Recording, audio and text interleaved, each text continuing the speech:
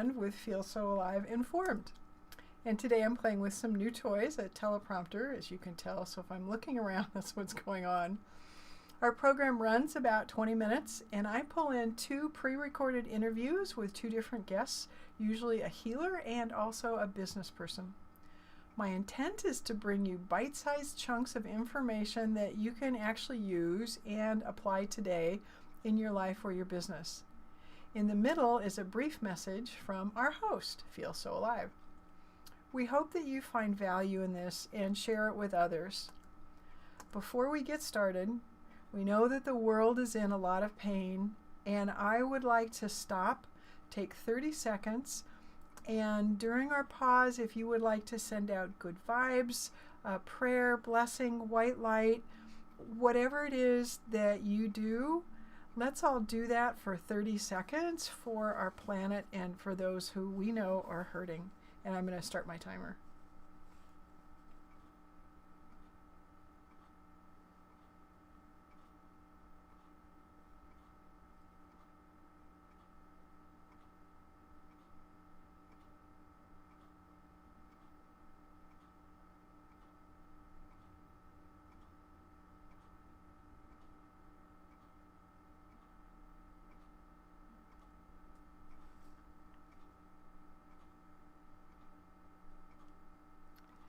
Thank you for joining me in sending some good vibes, prayer, blessings, white light to our world, because it needs it.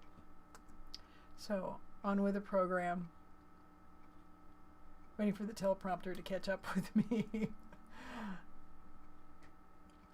Okay, our first guest is Valerie Delugo. And Valerie is a marriage and family therapist, and she's based in the San Francisco Bay Area and also spends some time in Florida. For the past 15 years, she has been helping couples feel more fulfilled in their relationships by better understanding themselves and their partners. She is fueled by the strong belief that anyone can learn new tools to bring satisfaction and joy into their relationships. Valerie often uses humor and laughter to weave a sense of ease and hope into her work. She knows the power of a good laugh and tries to experience that health benefit every day. So let's go ahead and bring Valerie in. We'll see. Hi, Robin Forster with FeelSoAlive and FeelSoAlive Informed, and thank you for joining us today. And just to let you know, I will be looking down at my notes because we have a very special guest speaker, and I want to make sure that I ask her the questions because she's got some great tips for us. I just wanted to let you know that as a solo entrepreneur, I found that there was resources that I needed and couldn't find. So that's why we put this together to make short little helpful bits that you can take away and use right away. And I would like to introduce you now to our speaker, Valerie. Say hi. Hi, guys. And Valerie is a marriage and family therapist, and she is based part of the time in the Bay Area and part of the time in Florida, and I'm sure she'll fill us in on that. And she has been helping couples for over 15 years with their relationships. So I'm really excited to dive in because with all of the COVIDian times that we're living in, we're all living a little closer together than what we had planned on. And so, Valerie, I'm sure you're going to share with us some of the things that couples are running up against and what we can do about it. So if you'd like to go ahead and start, our first question is to tell us a little bit about yourself so folks will know who you are and your background. Sure. Hi, my name is Valerie Delugo. I'm a licensed marriage and family therapist in the state of California. I do have my own private practice, and that was already all virtual before COVID. So I do feel like I got a little bit of a leg up setting all of that up. But yes, my passion has been to help individuals and couples through their relationships. I always say that there's so many tools and about relationships that we're just not taught. And so there's lots of hope in finding peace at home, even during COVID. So that's just a little bit about me. Oh, great. Okay, good. And how did you get drawn to this line of work to wanting to help families and relationships heal? So I don't know if everyone listening, if you know your Myers-Briggs personality or your Enneagram. So I've had every job that it says I would like for my personality. I've been a social worker. I was a pastoral counselor at one point. And that led me to be a therapist. I thought, what part of my job do I just love? And that's really walking people through journeys of healing, of hope, and kind of the nitty gritty, the skills part. And that's why I do what I do. I love to see people just kind of get that aha moment and really feel empowered that they can have a better relationship.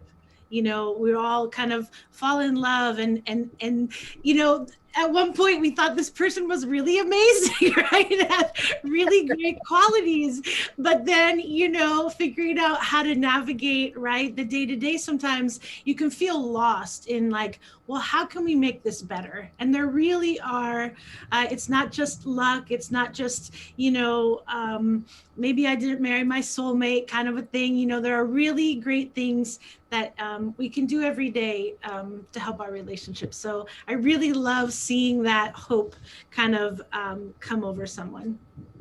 Oh, that sounds really awesome, because I've been married for a long, long time. And it does it's kind of cyclical, Mm-hmm. but not really, but it is. I mean, there's things that happen in different phases of life, and we're now in a different season, so different issues. Sure. Yeah, and it's really fascinating. And I was just thinking what you said about, you know, you fall in love and everything is wonderful, and then you find out that maybe they burp or they leave dirty socks in the middle of the floor, or you know, and then Yeah. See life a little bit different than you do. Right? Shock. yeah, and then, you know, navigating all of those things, and I think, and I know that you can probably tell us, the first 2 or 3 years of marriage, I mean, it seems like you're just trying to get your footing, but it seems like that's when a lot of couples break up, that they don't have, what is it, the tools, or what is it that makes that so challenging? Yeah, you know, I think I really like to talk about expectations of realities and kind of bash some of them, you know, just because I say that like the expectation fall back to reality, the higher it is, right? The harder, the harder hit you get when, you know, so I think that is part of it. I think that, you know, maybe we're caught up in this, like, it's about the match, and if I just got the right match, like, it should be easy. I shouldn't have to tell someone how to love me well, when I actually am like, no, it's going to feel like over communicating, right? One of the best predictors for relational satisfaction is each partner's ability to be assertive. And that doesn't mean sort of domineering. It means who can ask for what they need. And so I really talk about plain communication, asking for it. This is how I'm feeling. You know, could you help me with this? Or this is what's going on. Would you be able to do this for me? Or, you know, can you help me with this? So, or this isn't working for me, right? This is not working for me. And I think that, you know, for maybe especially some of the females, it's, you know, well, it's less romantic, or it means they don't know me if they, you know, it's funny. My husband, this is a funny story. The other day, we were walking, and I was just drawing in not the lavender, the lavender, and I was just like, oh no, the jasmine. I was right, the jasmine, and you know, it grows on the bushes, and we're walking, and I'm like, oh, I could smell this every day. It makes me feel so happy. And he was like, I didn't know you loved jasmine. We should plant it at the house. And I had to text my girlfriends right away, because they all know that. They've been knowing that for 15 years. I talk about it all the time. It's like, oh, you just learned it, you know, like it was a big surprise, and it was just, you know, so even, you know, when someone loves you a lot and you love them, you know, there's just so much that they can catch onto, and part of it right? Is taking ownership of what we need and what we want in a relationship. That's such a good example because it's so easy. I mean, when you're living with someone all the time, you kind of, I think, tone some things out, that you don't hear because you're doing something. And for me, my husband plays golf a lot. And I don't play golf. I'm supportive that he does, but it's not for me. And so I really don't want to care about the bogeys and the birdies and all of those things that happen in golf because it doesn't mean anything to me. Sure. But when he talks about how beautiful it was or how his golfing days were doing, that it's like, okay, I can hear that, Right. Yeah. Well, I can give a little tip in what you said on that. One thing I like to talk about is bids for connection. It's a daily, everyday thing. The Gottman Institute did a lot of research. They put people into rooms and watched them on this retreat and coded all their behaviors. And they've been able to predict if a relationship was going to last or not.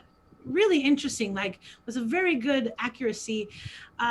When they measured when a partner was trying to get the attention of the other, what was the response? Was it, yeah. And little things like, hey, honey, look at that boat over there. And, obviously there's a range of reactions from, ooh, let me see, to, to, why are you bothering me right now? And especially if maybe, you and your partner have different, let's say, engagement needs. It could be like, hey, leave me alone, I'm trying to do something. But even just knowing that when your partner is trying to explain something to you, that's a bid for connection. It's, I want to share something with you. And so when you are acknowledging that, you're doing one of those little things often that tells your partner, hey, what matters to you matters to me. And so that's a little thing that, that even if, it's another bizarre, funny animal video I'm being asked to watch that I think is right, like ridiculous comedy or something, Borat, what he wants to show it to me, okay, I'm doing this because it's his world, right? And obviously, there's all kinds of negotiations that you can make, but just knowing that you're doing something good for your relationship when you accept a bid for a connection. Oh, interesting. Well, and I like how you frame that you're doing something good for your relationship. Because we all know that it takes work to be able to communicate with someone. But it's almost like that win-win at the end. What did you do today that worked, that was positive? Yeah. You can reflect on that. Right. Interesting. Well, in the couple minutes that we have left, can you share some more tips? Because that one was awesome. Thank you. Sure. I wanted to talk about validation because I thought we can apply it to our relationships and also just to ourselves as people. And this is sort of the counterintuitive thing about emotions. I think we all want to tap down emotions. If we start to maybe feel some sadness, if we just don't think about it or don't honor it, then it will just go away, right? We don't recognize it. But the funny thing about emotions is that for them to subside and for us to feel like, okay, now what do we do with them? They need to be validated. They need to be recognized. Because emotions give us information, right? Emotions are telling us, they're just more information that we have about how we're doing, what's going on in the world. And so the information wants to know that it's been received. It's going to keep, right? I think, actually, you probably don't do this, but if my husband isn't hearing me and I'm yelling for him, I'll yell a bit louder if he doesn't hear me. Then I realize he has his AirPods on, and so he can't hear me. But I will raise the volume until I get a response. And that's exactly what happens with our emotions. So, right, if we're upset about something and the first, we don't get a response, then or if you find yourself calling a couple different friends to see if you don't maybe know that you're trying to get validated, but the emotion wants to be recognized. So the counterintuitive thing is, I want to say, don't be afraid to validate your own emotions or your partner's emotions. Now, that can just really be about acknowledging it. It doesn't mean, I like to talk about what it doesn't mean. It doesn't mean that you are co-opting or agreeing with maybe what they did or why they're,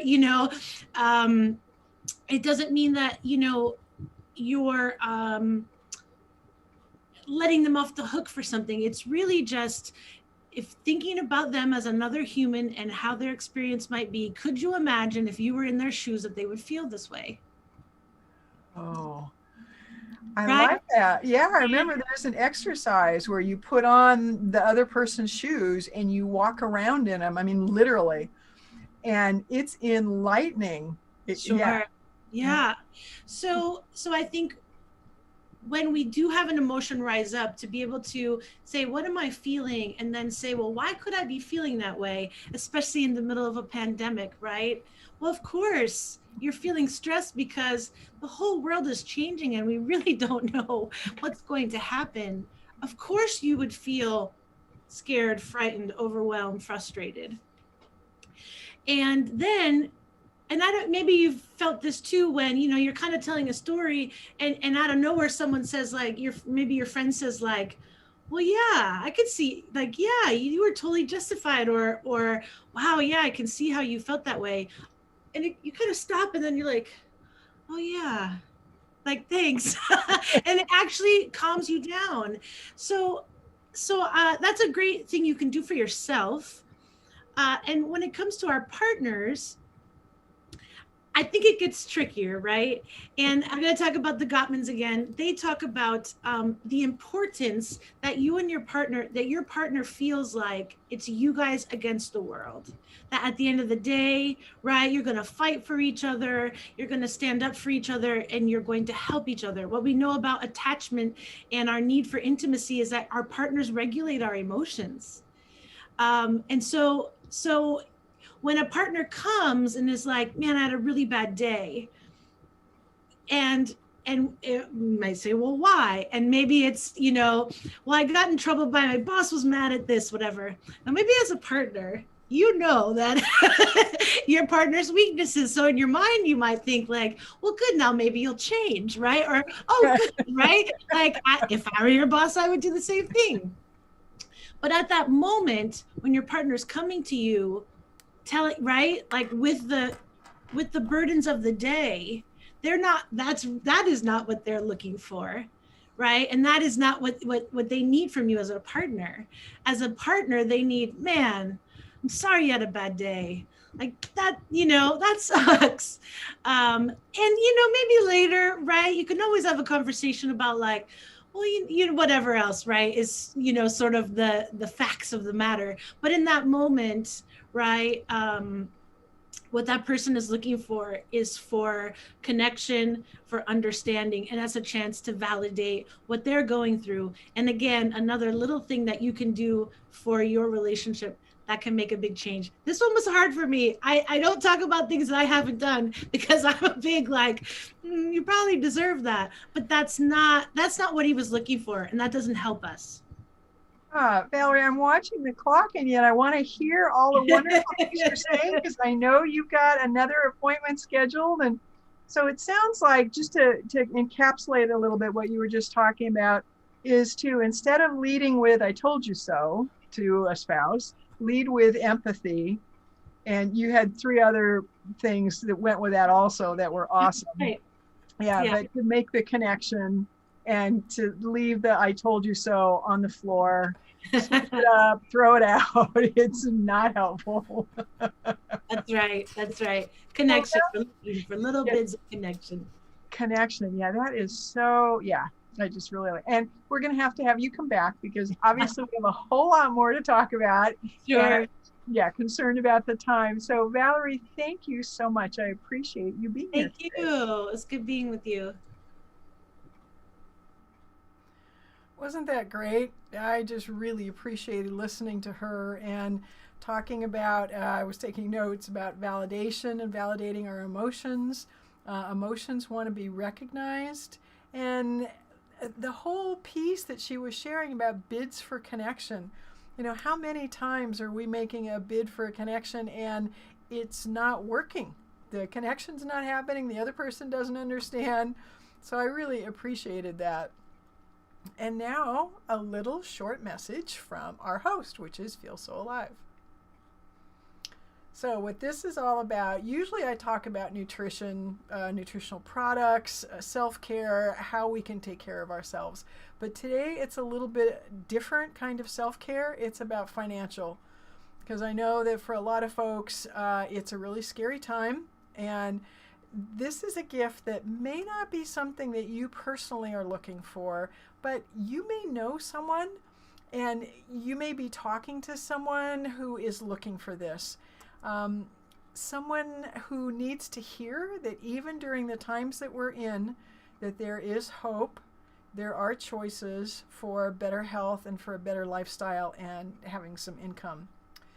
Our little pop-up, because we wanted to share that, so this pop-up is 15 minutes, short and sweet, and it's the point of it is giving you the information so that you can make an informed choice as to whether this is helpful for you or for somebody that you know.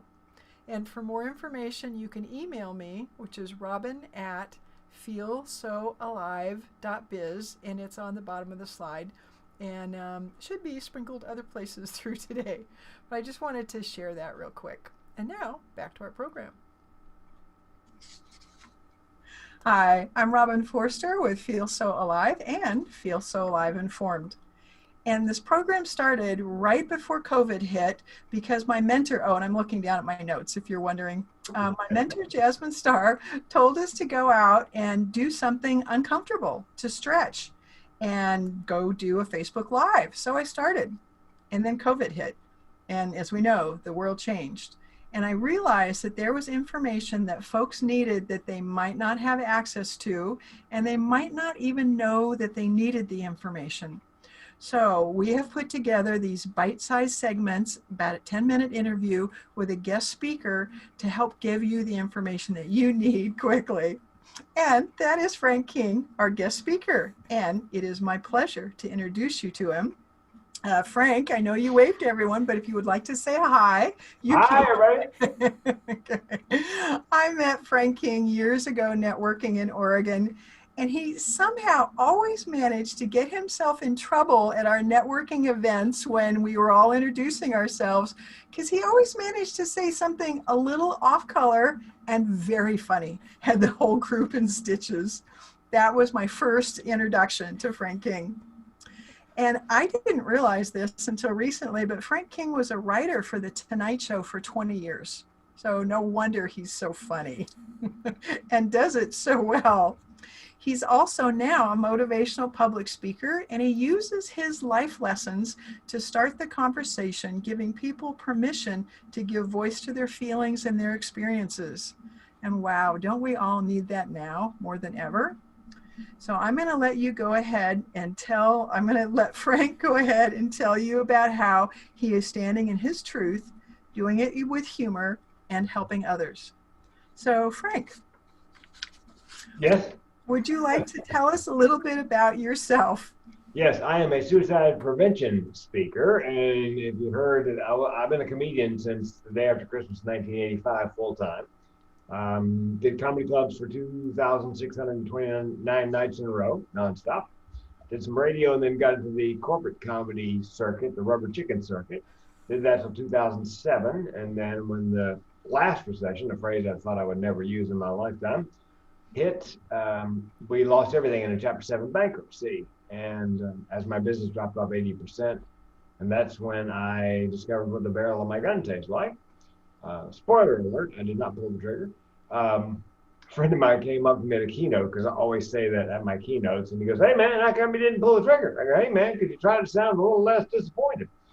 If you'd like to know why I didn't pull the trigger, it's in my first TEDx talk called A Matter of Laugh, L-A-U-G-H, or Death. I've done 5 of them. You're probably wondering, a comedian with 5 TED Talks, how does that work? Well, all you need for a TED Talk is to find your tribe. And my tribe are people who live with depression, thoughts of suicide, and for whom suicide is always on the menu as a solution for problems large and small.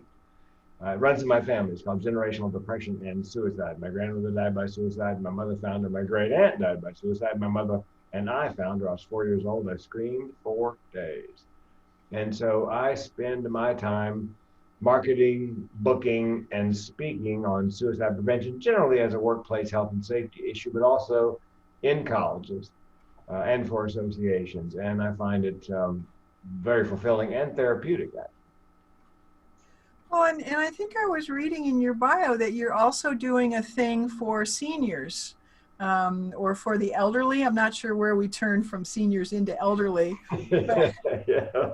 that there's a whole other season of life that you're also addressing and helping deal with suicide. No, not so. Must be somebody else. Oh, okay. Yeah, sorry, Robin. That'll teach me to skim a bio and not read it word for word. Correct. No. So let's go on to the next question that I have for you. Yeah. And how did you get drawn into this line of work, and how has it benefited others? And you told us a little bit about your family history and how you got drawn into it. Well, the comedy. I've been a comedian since 4th grade. I told my first joke and everybody laughed, including the teacher. 12th grade, I did the senior talent show, did stand up, first person to ever do stand up at that talent show, and decided I was going to be a comedian.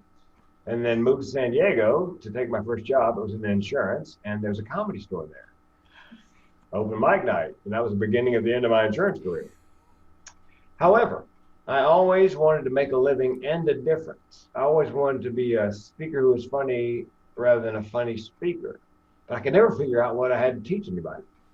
And after I came so close to dying by suicide, I took a look at my family history of depression and suicide. I thought, if I did some studying, got some designations, learned, the ins and outs of suicide prevention, I could be a suicide prevention speaker. I could talk about my lived experience. I could give them takeaways, learning objectives, able tos. And in the process, add a little comic relief to make it more digestible. And so and people go, well, how'd you pick the topic of suicide and depression to speak on? Well, the topic picked me. It's my purpose and my passion. I go to bed thinking about it. I wake up thinking about it. I always advise speakers and other business people that you need to, as they say in the speaking business, pick a lane. Because I looked around, Robin, at all the people I knew in the Eugene Springfield area who were extremely successful, including you. And I thought, what do they have in common? You know what they have in common, Robin? They all do one thing extremely well. So January 1st, 2018, I dropped all the marketing on my other speeches, networking, motivation, whatever. Decided I was a suicide prevention speaker. And then I believe, as they say in NSA, National Speakers Association, the riches are in the niches. So I looked at the top 10 occupations at risk for suicide. I picked 5 of them that have a high rate of suicide, and they're all trying to do something about it. Dentists, veterinarians, physicians, construction, and safety managers. So I picked a lane, which I advise anybody who's in business to do. Drop all the side hustles, Marty Gator, and that's a friend of ours I've been hammering on. Drop the other jobs. And then find your ideal client. Find the person who, A, needs your help, B, has the money to pay you, and C, has a desperate need for what you have to tell them. Well said. Thank you. Because it's easy thinking about businesses to just want to do the shotgun approach. Yeah. And just talk to everybody. And I know in my business, it's real easy to do that. And they call it anybody who's fogging up a mirror. You hold a mirror under their nose. If they're breathing, they're a customer. Yes. But you're right. That doesn't work. And no, there's really need to meet a guy named Michael Port called Book Yourself Solid. Yes. And he says it's the velvet rope technique. Yeah, pretend like you're running a really high-end nightclub, and they only let certain people pass the velvet rope, and those are the people your ideal clients are the one you should let pass the velvet rope, and the rest of them you refer if they don't, if you really can't do the best job for them. So.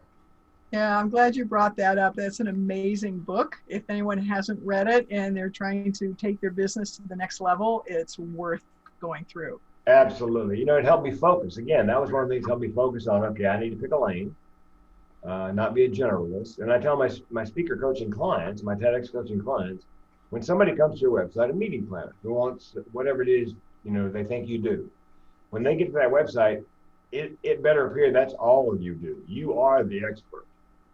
And they fight me tooth and nail, Robin, because, it's called opportunity cost. If you focus on one thing, you're eliminating the others, and they're afraid they're going to lose money by eliminating all the other things. But short-term loss, perhaps, with long-term gain if you focus. Well, and it also goes back to that saying is that you need to make room for what it is that you want. And if you have all these clients that you're serving or trying to attract that really aren't the ones that are attracted to you, then you're not leaving room for the ones who really are and who you can do some best service for. Yeah, I can't remember who wrote the book, but it's like Planet A, Planet B. If you're on Planet A and you want to be on Planet B, that's your goal. You should never do anything that doesn't move you from Planet A to Planet B. If whatever you're about to do doesn't fit the bill, don't do it. Exactly. Put it off to the side. Yep. Yeah, I agree. Nice sidetrack. That was fascinating. Thank you, Frank. And tell us a little bit about the gifts that you want to give to the world, the tips or the tools. What is it that we can do? Well, what if those of us with mental illness are not living with a genetic mutation, but an amazing evolutionary adaptation? And what if mental illness is, as Malcolm Gladwell says in his book, David and Goliath, of such things, a desirable disadvantage? You wouldn't wish it on anybody, but it comes with certain advantages. And my third TEDx talk is called The Evolutionary Advantages of Mental Illness, Mental with Benefits. And the premise is, and the reason I did the TED Talk was for kids, to change the frame for children, young people, who have mental illness. What if it could convince a young person, yes, you have mental illness, but guess what? And here's what they never tell you. You have a certain set of mental ableness that your peers cannot touch. Because everybody I've met, Robin, who wasn't completely dysfunctional with mental illness had some kind of superpower. They're great writers, musicians, comedians, singers, politicians, athletes. I believe that mental illness is a duality. It's a combination of mental illness and mental ableness. That's the way my brain is wired. And I said in the talk, I'm not broken. I was made this way. So if you have someone in your life who's living with mental illness, take a look around, see if there isn't something that they do particularly well. Treat the mental illness, therapy, medication, but embrace, energize, and wrap your arms around their mental ableness. And you know who's doing this, Robin? This is on 60 Minutes last Sunday night. 30 Fortune 500 companies are now actively hiring people on the autism spectrum for their special talents and paying them handsomely.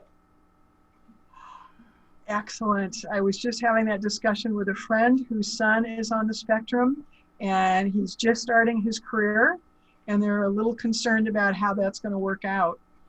But Frank, as always, this has been absolutely fabulous, and I knew that it would. And I hate to cut us off, but I know that you have another appointment to get to, and I appreciate you giving us this time. Yes, and I didn't say anything inappropriate. You didn't the whole time. I am so impressed. And you must admit, at those meetings, Robin, at those chamber meetings, they would not have been the same without my occasional, yelling out something slightly inappropriate. It's true. Frank, thank you. Thanks, Robin. Wasn't that fascinating what he was talking about in terms of ableness and being able to reframe what we as a society put such a big stigmatism on? I just really appreciate Frank, as you can probably tell, and the way he turns that around. I mean, what a blessing to everyone who is feeling stigmatized. I just thought that was just amazing and awesome. And please go listen to his TEDx talks. I haven't yet, but it's on my list because how marvelous. And so now we are transitioning. Wanted to let you know that usually we are the second and fourth Thursdays of every month, but in November and December, because of the holidays, we are not. We're only the second Thursday of November and the second Thursday of December. And yes, I know we're not exactly on the second Thursday of November because I was having all kinds of computer problems. It was pretty amazing. So if you'll put us on your calendar, you can go to our Facebook page, which is FeelSoAlive Marketing Group. That's what the MKGP stands for, because who wants to type that out? And like us, make sure you get signed up so you get notifications. And also you can subscribe, and I would suggest clicking the little bell on YouTube so that you'll know, because we're working on broadcasting to YouTube also. And that is also FeelSoAlive Marketing Group. So thank you very much for joining us live, and for those of you who are watching the replay, thank you very much, and have an awesome day.